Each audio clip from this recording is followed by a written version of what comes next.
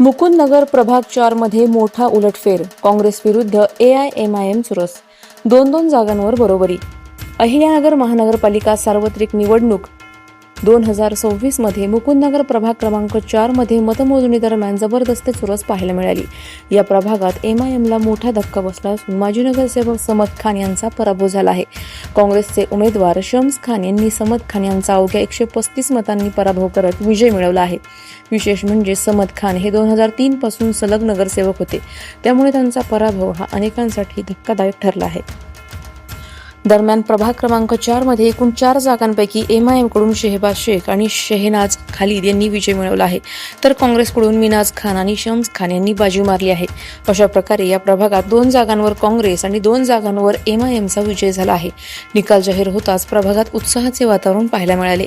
विजयी उमेदवार शम्स खान यांना खांद्यावर उचलून समर्थकांनी जल्लोष साजरा केला. फटाक्यांची आतषबाजी आणि घोषणाबाजीने परिसर दणाणून गेला. अधिक माहितीसाठी स्टार इंडिया 1 न्यूज पाहत रहा. चॅनलला सबस्क्राईब करा आणि अशाच अपडेट्ससाठी बेल आयकॉन दाबा.